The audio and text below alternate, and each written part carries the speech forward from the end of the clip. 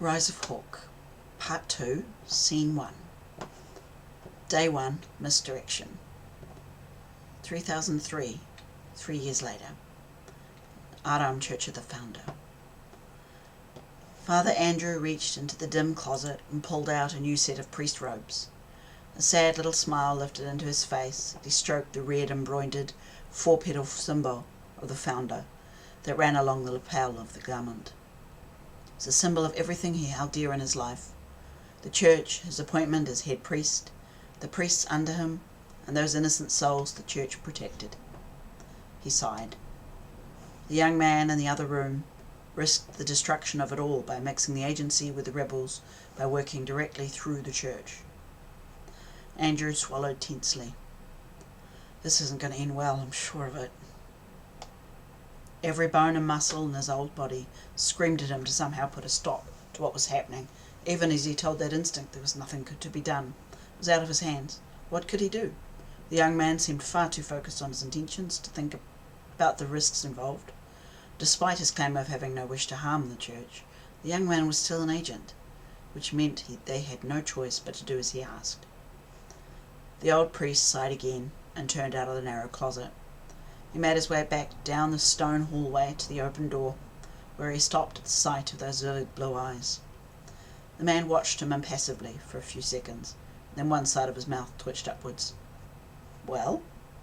His eyes looked down at the robes in Andrew's hands. Oh, sorry. Andrew laughed and stepped into the room, handing him the new robe, the mark of his office. He took it from Andrew and shuffled the stiff material over broad shoulders. Andrew cleared his throat.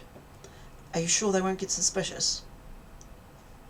That one-sided smile lifted again. It'll be fine, Father Andrew. But the rebels trust you, don't they? Andrew nodded. Yes, but... And they know you wouldn't send someone to do the deliveries if you didn't trust them, correct? That feeling of doom rose up in Andrew again, and he swallowed.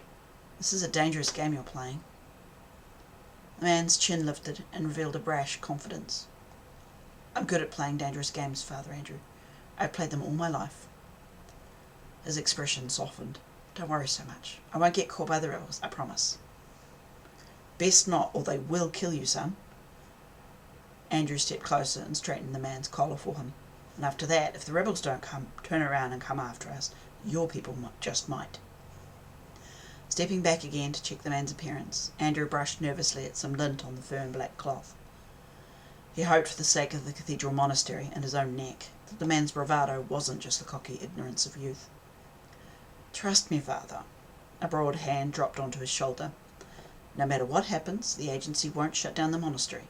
You're helping us after all, aren't you? The young man lifted his hand. Now, you mentioned you had a priest name I could use. Yes, he replied. How does Father Owen sound? That one-sided smile twitched again. Perfect. Thank you, Father. Scene 2. Talon Khan's rebel cell building. Early evening. The old abandoned building was dank and draughty. Cheetah wondered how anyone, even rebels, could live in such an environment.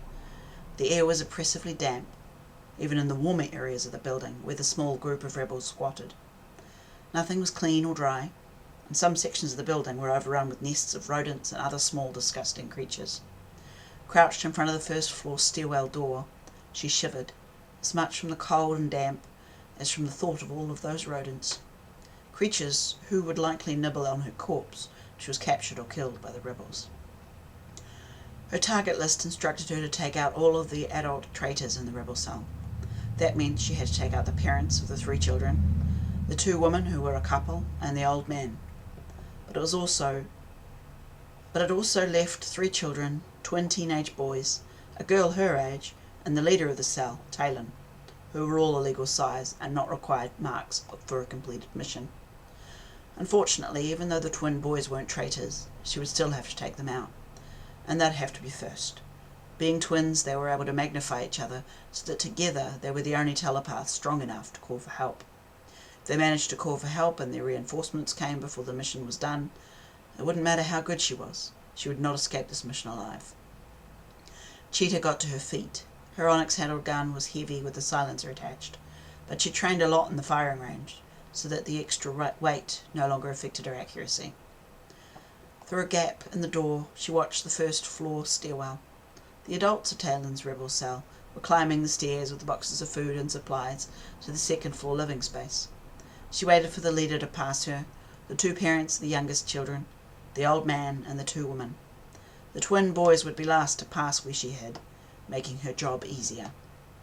She heard their laughter echo up the stairwell. "Ha ha, you lose." "Did not."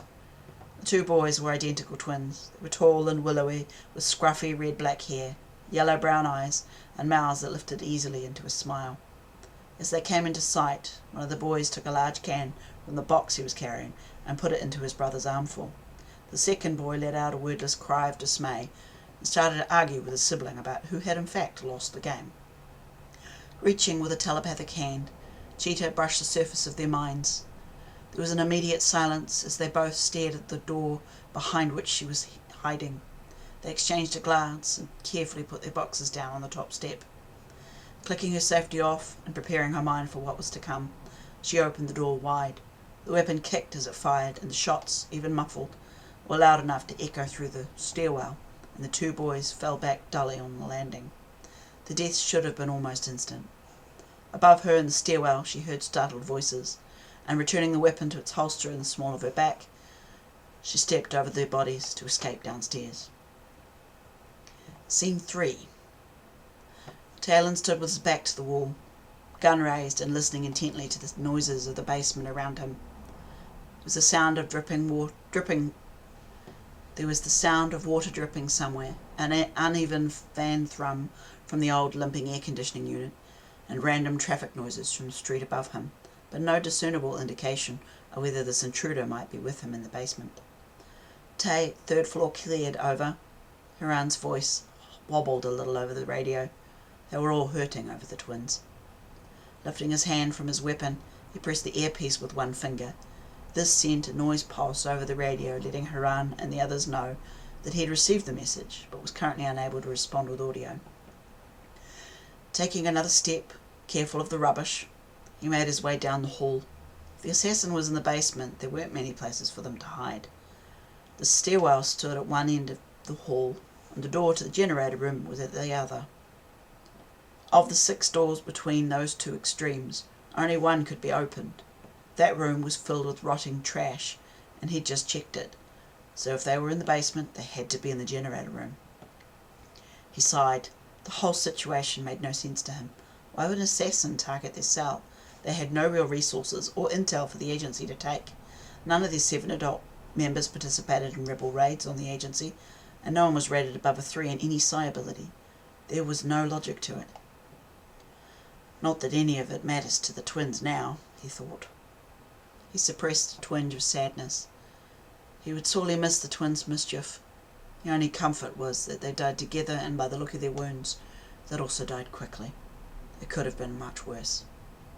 Taking a deep breath, Talon pushed the generator door and leaned in to get a quick look over the barrel of his weapon. There were boxes of tools and junk piled up against the far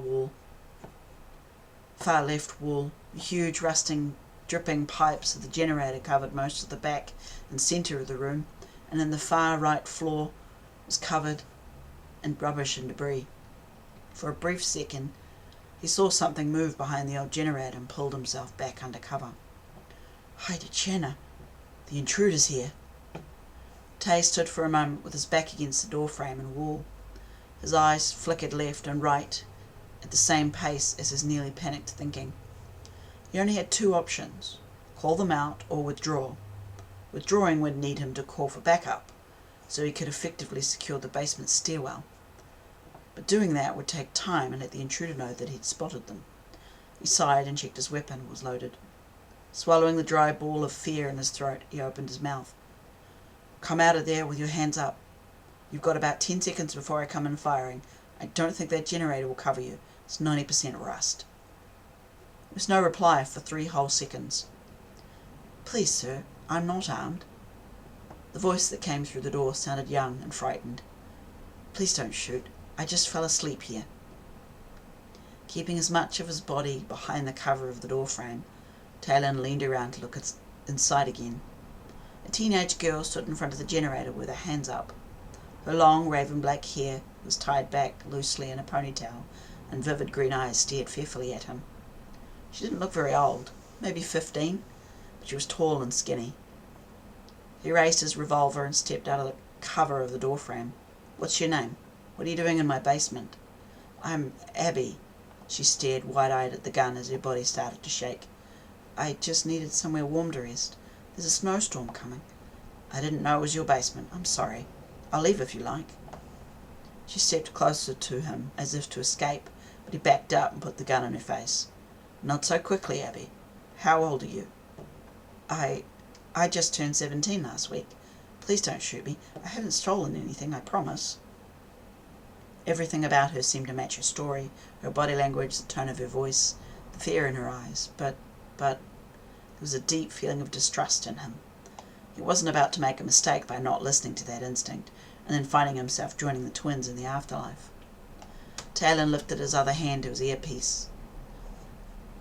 "Haran, Anna, I've found a trespasser. Come down to the generator room right now." He only took his eyes off her for a moment, but in that moment the girl stepped in close. She disarmed him with a twist of his wrist and arm and pushed him off balance. Before he could recover his footing, something hit him hard in the temple, and he found himself falling backwards into a stunned greyness.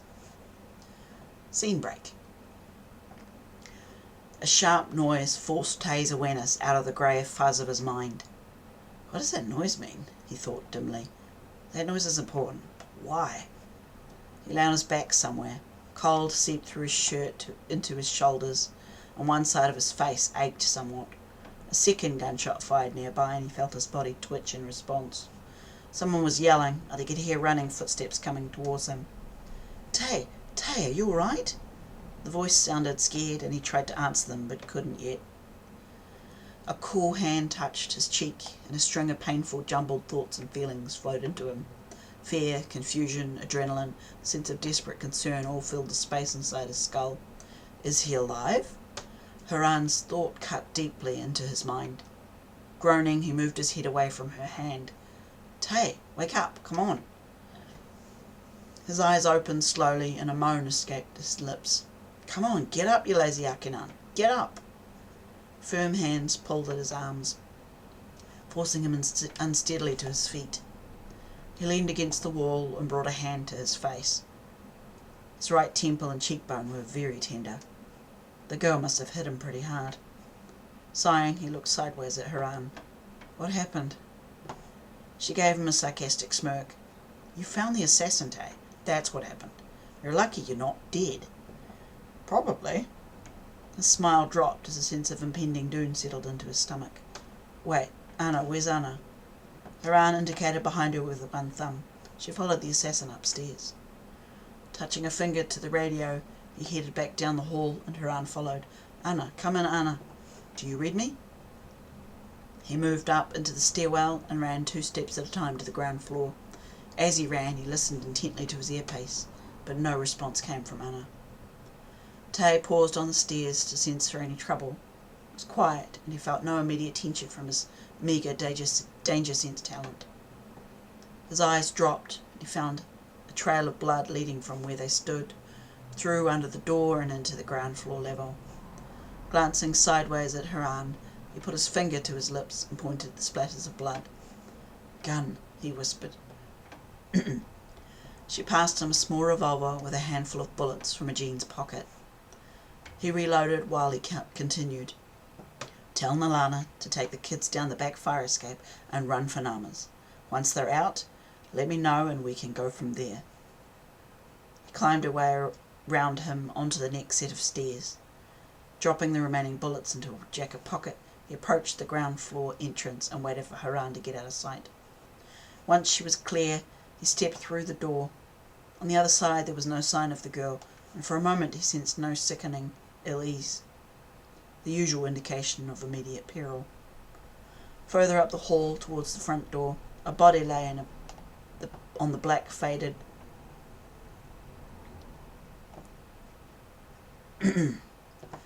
Once she was clear, He stepped through the door. On the other side there was no sign of the girl, and for the moment he sensed no sickening ill-ease, the usual indication of immediate peril. Further up the hall, towards the front door, a body lay on the faded black and white checkered lino. Trying not to think about who it might be, Talon approached.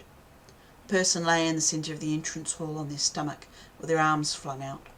A sizable, full-length jacket covered the figure, like a matted corduroy blanket. It looked like Anna's jacket, but he couldn't let his thoughts hold on to that resemblance. Surely it was assassin and Anna was elsewhere. He squatted down and reached among the folds of cloth to find a pulse in their neck, but they were dead. Pulling at their shoulder, he turned them over. A flash of long golden hair, the side of a strongly boned face, caused him to gasp, tighten his lips against the sudden shot of grief. Anna's grey-blue eyes were wide with surprise. The assassin must have caught her unaware.